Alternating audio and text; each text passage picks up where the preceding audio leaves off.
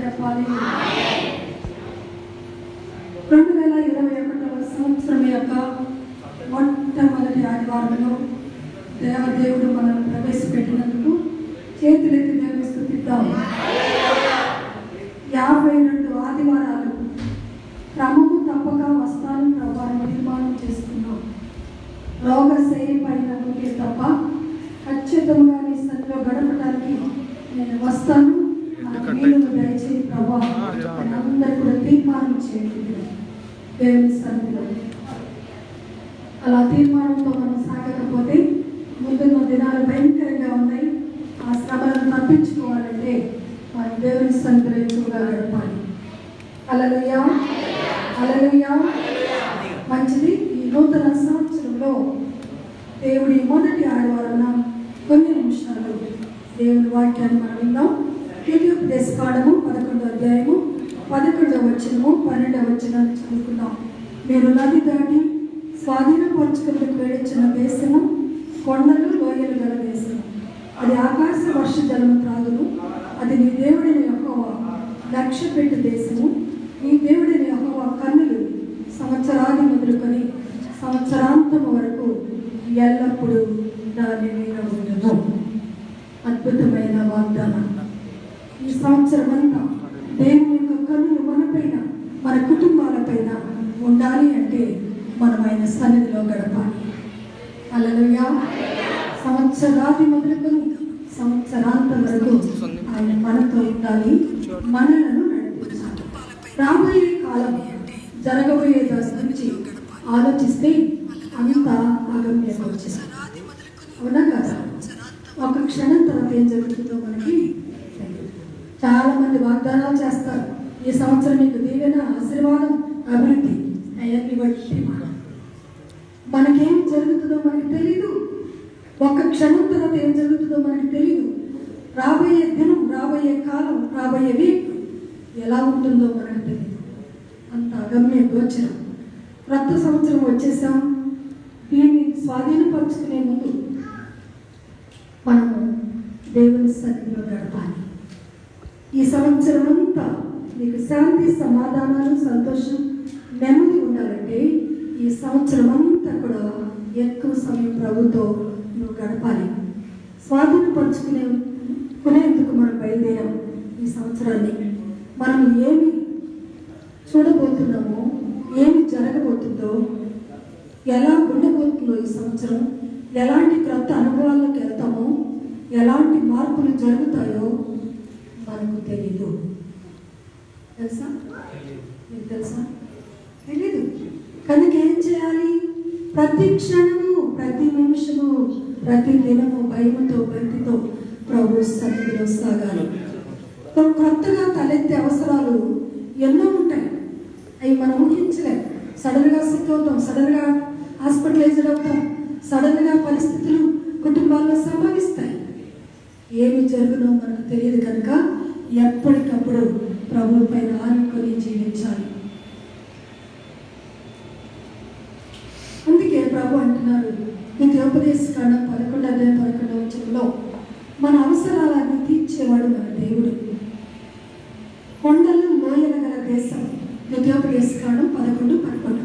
కొండలు లోయలు గల దేశం అనగా ఎత్తు పల్లాలు. మన జీవిత గమనంలో, మన జీవిత ప్రయాణంలో ఎత్తులు పల్లాలు ఉంటాయి. సంతోషం, దుఃఖం ఉంటుంది, ఆనందం, ఆశీర్వాదం ఉంటుంది, కష్టం, నష్టం ఉంటుంది. సాఫీగా సంవత్సరం అంతా సాగిపోతుందని ఎవరు కూడా చెప్పలేదు. కనుక ఈ కొండలు లోయలు గల దేశంలో నీవు ఆయనపై ఆనుకుంటే దానిని ఆయన చదును భూమిగా మారుస్తాడు. హల్లెలూయా. నీ జీవితము ఎత్తు పల్లాలతో ఉండదు. అలా ఉండకుండా నీవు జీవించాలి అంటే దేవుని పైన అనుకోవాలి. కొండలు వర్షాన్ని పోగు చేసి లోయల్లోకి పంపుతాయి, లోయలు పచ్చగా మారుతాయి. కొండలు వర్షాన్ని పోగు చేసి భూమిపైన కురిపించినప్పుడు ప్రతి లోయ, ప్రతి మైదానం, ప్రతి భూమి పచ్చదనంగా మారుతుంది. కొండ లాంటి కష్టాలు వచ్చినప్పుడు ఆయన పాదాలు పట్టుకొని ప్రార్థన చేయాలి. అప్పుడు ఆయన వర్షపు జల్లులను, ఆశీర్వాదపు జల్లులను నీ పైన కురిపిస్తాడు.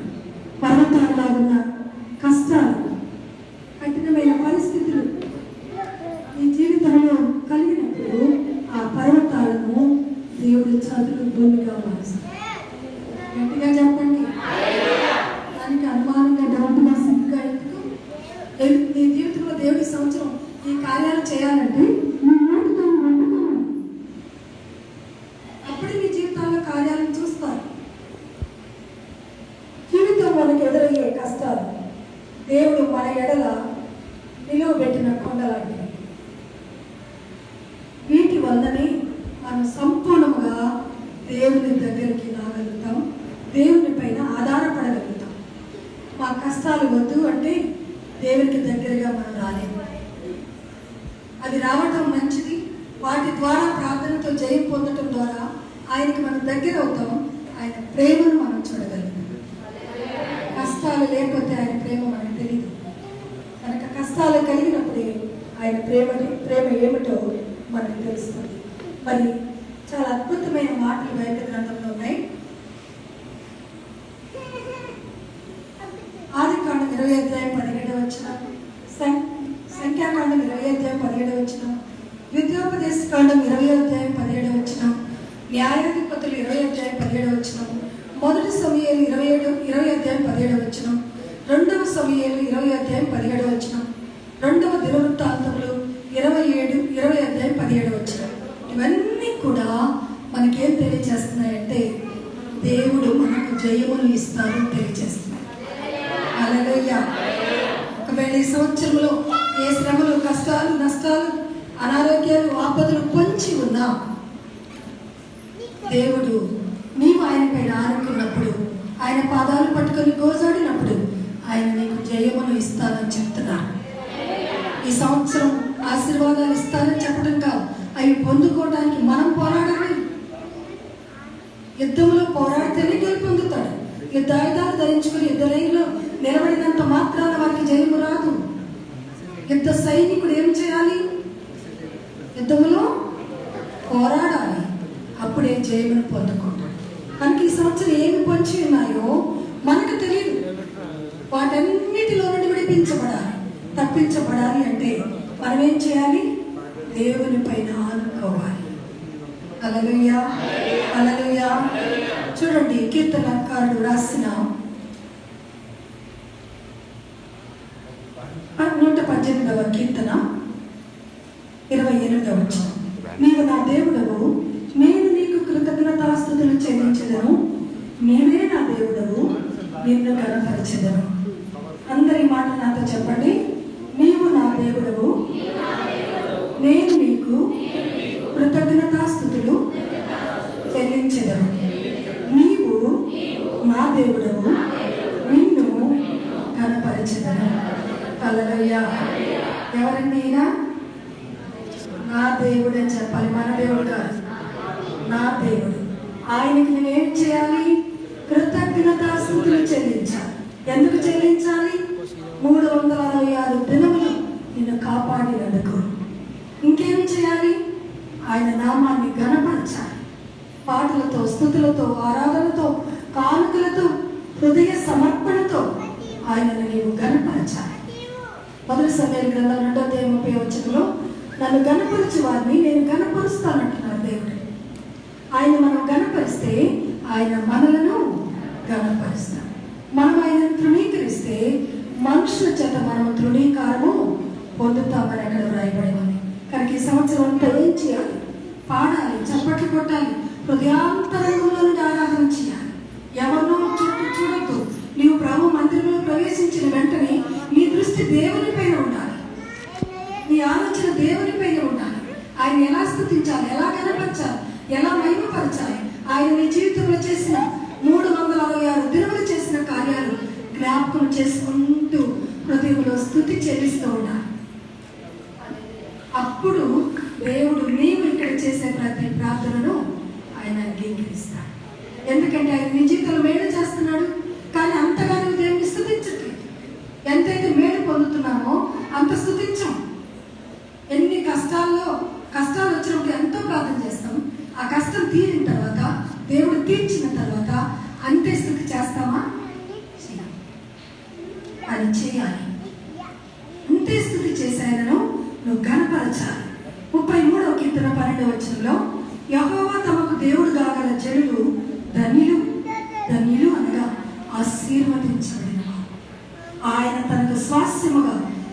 ఏర్పరచుకున్న జనులు ధన్యులు. దేవుడు నిన్ను నన్ను ఏర్పాటు చేసుకున్నాడు ఆయన పని కొరకు. పాటలు పాడేవారుగా, వాద్యాలు వాయించేవారుగా, ప్రార్థనలు చేసేవారుగా, ఆయనను స్తుతించేవారుగా, ఆయన సువార్తను ప్రకటించేవారుగా ప్రతి ఒక్కరిని ఒక్కొక్క పని నిమిత్తం దేవుడు ఏర్పాటు చేసుకున్నాడు. కనుక మనం ఏమి చేయాలని ఆయన ఏర్పాటు చేసుకున్నారు కనుక మనం నమ్మకముగా ఆయన పనిని చేయాలి. నమ్మకంగా చేస్తే ఏం జరుగుతుంది?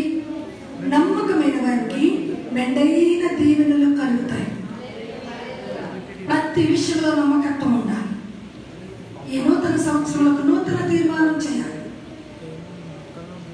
మందిరంలో ఏ వస్తువు కనబడ్డా అది ఇంటికి తీసుకుని వెళ్ళాలనే ఆలోచన మానాలి.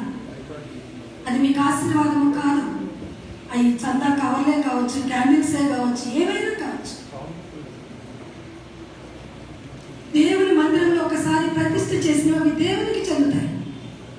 దేవునికి చెందినవి మనము దొంగిలించకూడదు. ఇలా ప్రతి చిన్న చిన్న విషయాల్లో మనం జాగ్రత్తగా ఉంటే అనేకమైన దీవెనలు మనము పొందుకుంటాం.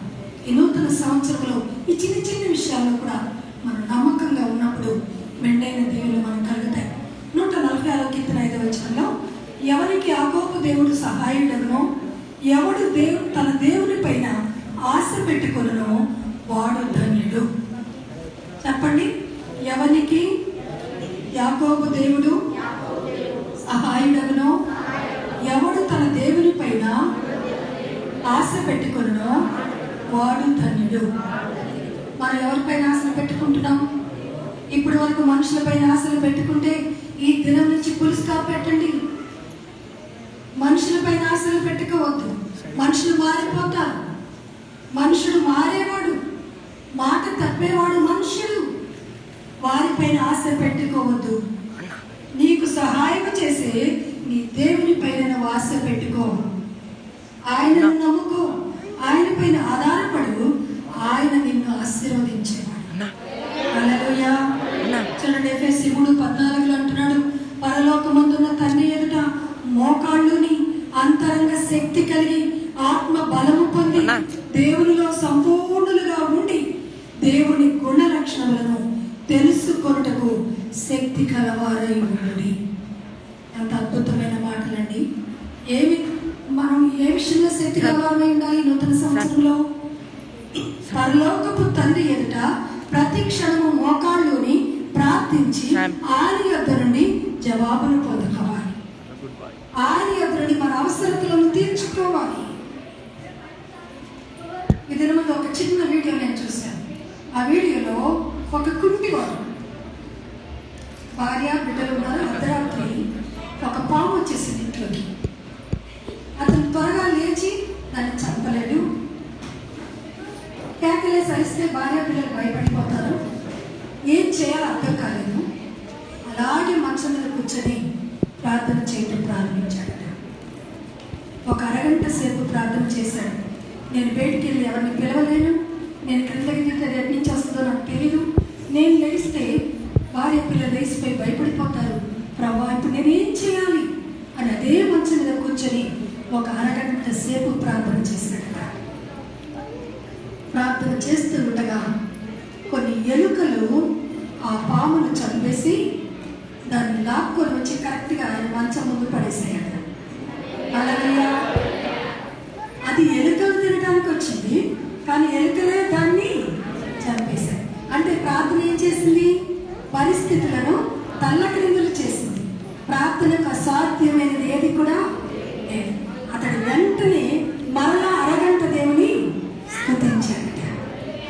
నా కలిగిన భయం నుండి నన్ను విడిపించావు తండ్రి. అది ఎక్కడుందో, చనిపోయిందో, బతుకుందో, నా ఇంట్లో ఏమో దాగుందో అని భయంతో ఉన్నాను. నా భయం తీర్చడానికి దాన్ని తెచ్చి నా కళ్ళనే పడేసాను. చూడండి, ప్రార్థన ఏం చేస్తుందో. ఇంత చిన్న చిన్న విషయాల్లో దేవుడు సహాయం చేస్తున్నప్పుడు మనం ప్రార్థన చేస్తే మన ప్రతి అవసరతను దేవుడు తీర్చగా తప్పక తీరుస్తాడు. ఆయన పైన మనం ఆనుకుంటే, ఆధారపడితే, మొర పెడితే, నువ్వు నాకు నిత్యముగా మొర పెడితే నేను నీకు సమీపంగా ఉన్నాను అంటున్నాడు.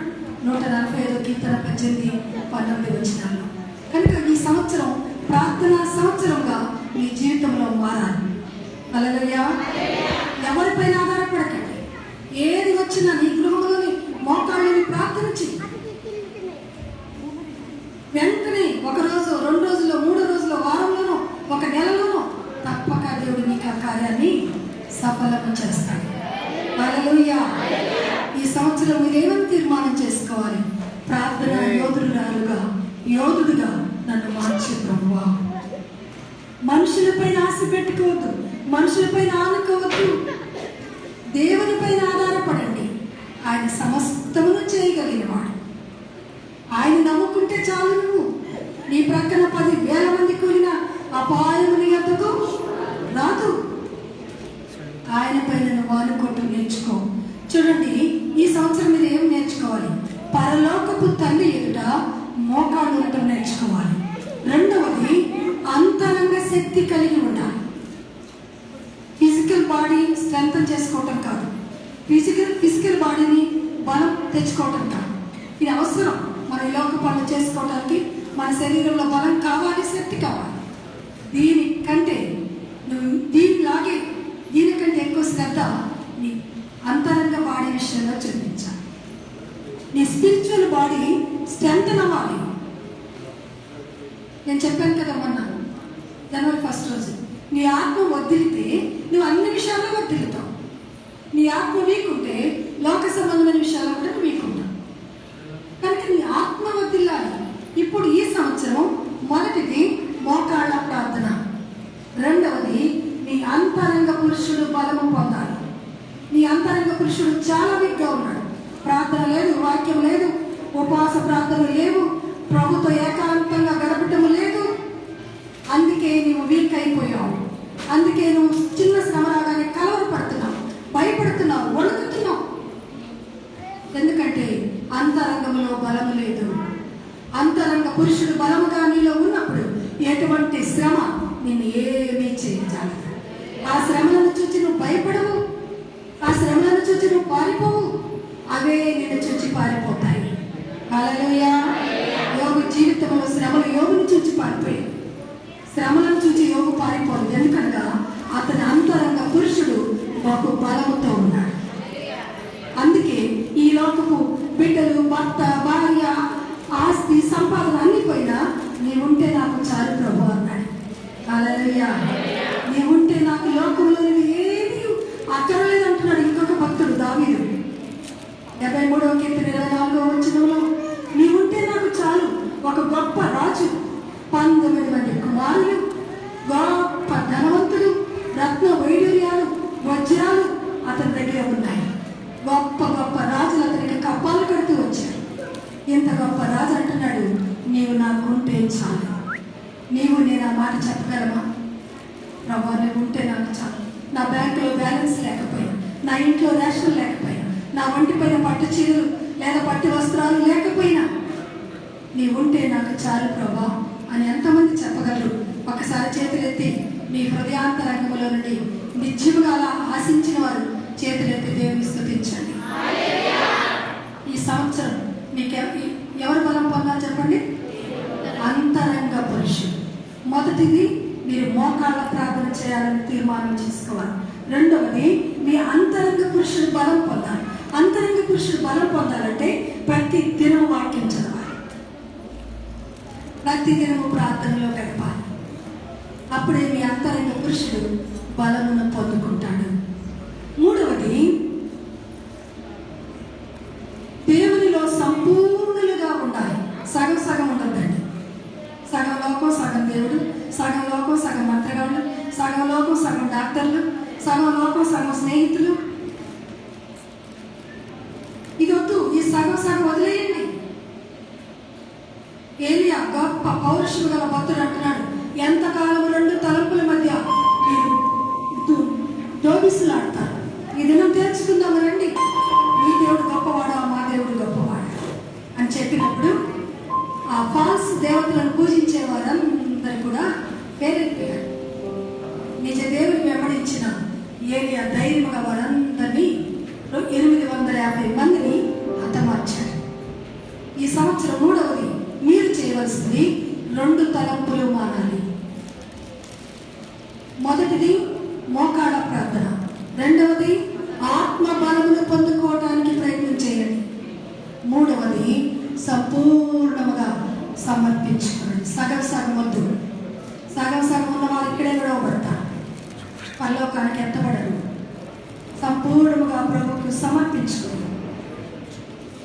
దేవుని గుణ లక్షణములను తెలుసుకొని దానిలో నుండి శక్తిని పొందుకోవాలి. ఆయన గుణ లక్షణాల ద్వారా మనము శక్తిని పొందుకొని ఈ లోకమును జయించుకుంటూ ముందుకు వెళ్ళిపోవాలి. అది ఈ నూతన సంవత్సరం యొక్క తీర్మానము. మొదటి సమయాల గ్రంథం 17వ అధ్యాయంలో దావీదు దేవుని స్తుతించుటలో ఎక్కువ సమయం గడిపాడట. చిన్న తడుము నుండి వాయిద్యాలు వాయించుకుంటూ స్తుతిస్తూ అతడు పెరిగి పెద్దవాడై గొల్యాతును చంపే సమయంలో కూడా అతడు దేవునే స్తుతిస్తూ ఉన్నాడు. ఎక్కువ సమయము దేవుని స్తుతిస్తూ గడిపాడు కనుక గొప్ప శక్తిని పొందుకున్నాడు. హల్లెలూయా. గొప్ప శక్తిని పొందుకొని గొల్యాతు మీదకి వెళ్ళిపోయాడు. గొల్యాతు డిసప్పాయింట్ చేస్తున్నాడు.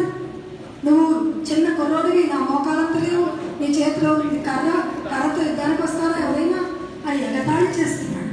ఆ మాటలు ఏమీ పట్టించుకోలేదండి. మీ జీవితాల్లో కూడా ఆత్మీయంగా మీరు ఎదిగేటప్పుడు అనేక మంది డిసప్పాయింట్ చేస్తారు.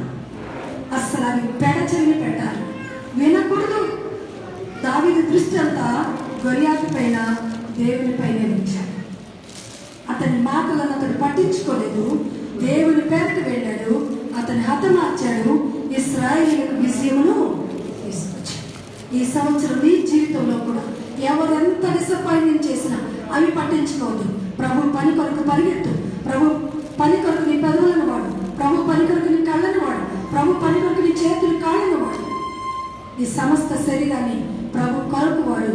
ఆయన నేను నూతన బలం, నూతన శక్తితో నింపి నీ ద్వారా గొప్ప కార్యములను జరిగిస్తాడు. దేవునికి స్తోత్రం. హల్లెలూయా, హల్లెలూయా. కనుక నూతన సంవత్సరంలో దేవుడు ఒక నూతన మార్గం నీ కొరకు తెరవాలి అంటే నీవు నూతనమైన తీర్మానం చేయాలి. నూతనమైన తీర్మానాలు ఈ సంవత్సరం అంతా సాగినప్పుడు గొప్ప కార్యాలను నేను చూస్తాను. జపాన్ దేశంలో ప్రతి బస్ స్టాండ్లో ఒక మాట రాయబడి ఉంటుందట.